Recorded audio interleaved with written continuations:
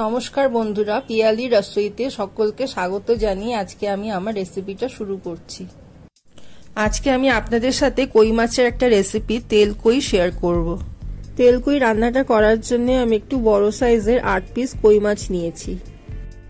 মাছগুলো আমি খুব ভালো করে ধুয়ে পরিষ্কার করে নিয়েছি। কই মাছ একটু ল্যাসল্যাসে হয়, তাই নুন মাখিয়ে মাছ পরিষ্কার করলে মাছ ভালো পরিষ্কার হয়। মাছটাকে নুন, হলুদ আর কাঁচা সরষের তেল দিয়ে খুব ভালো মতন করে মাখিয়ে 10 থেকে 15 মিনিটের জন্য রেখে দেব।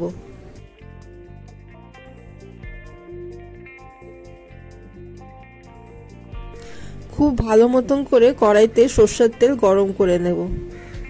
তেল ভালো মতন করে গরম হয়ে গেলে গ্যাসের আঁচটা কমিয়ে মাছগুলো ভেজে নেব।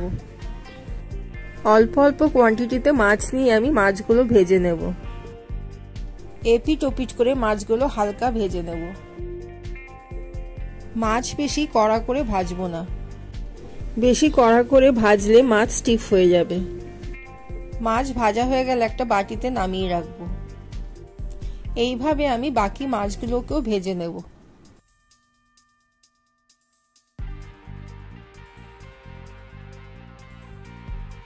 সবকটা মাছ আমার ভাজা হয়ে গেছে।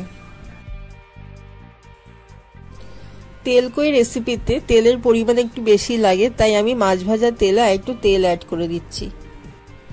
তেল গরম হয়ে গেলে দুটো তেজপাতা ছিঁড়ে দিয়ে দেবো, সাথে গোটা গরম মশলা, এলাচ, দারচিনি আর হাফ চামচ জিরা ফোড়নে দিয়ে দেব। ফোড়নটা একটু লালচে করে ভাজা হয়ে গেলে 1.5 চামচ মতন আদা বাটা দিয়ে দেব।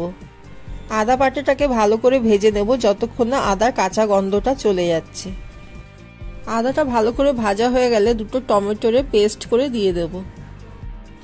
টমেটোরে পেস্টটাকে খুব ভালো করে ভেজে নেব যতক্ষণ না টমেটোরে কাঁচা গন্ধটা চলে যাচ্ছে। গুঁড়ো মশলা দেওয়ার আগে একটু জল দিতে হবে, তাই আমি টমেটোরে বাটি ধোয়া জলটা দিয়ে দিলাম। এরপর আমি দিয়ে দেবো 1 চামচ করে ধনে আর জিরের গুঁড়ো,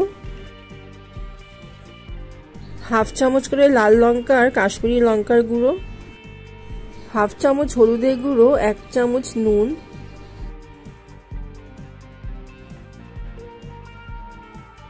রঙের জন্য আর টেস্টটাকে ব্যালেন্স করার জন্য হাফ চামচ চিনি আর 5-6টা চেরা কাঁচা লঙ্কা দিয়ে মশলাটাকে ভালো করে কষিয়ে নেব।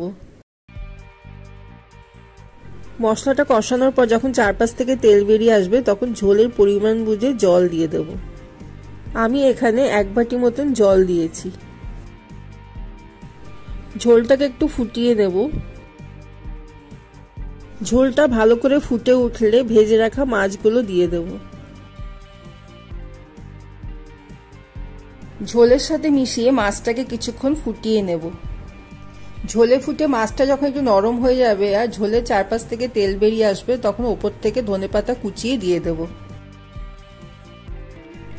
ধনেপাতাটাকে ঝোলের সাথে মিশিয়ে 1 মিনিট মতো ফুটিয়ে ওপর থেকে কাঁচা সরষের তেল ছড়িয়ে রান্নাটাকে নামিয়ে নেব। তেল কই রেসিপিটা আমার হয়ে গেছে। আপনাদের যদি আমার রেসিপি ভালো লেগে থাকে তবে আমার ভিডিওটাকে লাইক অ্যান্ড শেয়ার করবেন, আমার চ্যানেলটাকে সাবস্ক্রাইব করবেন।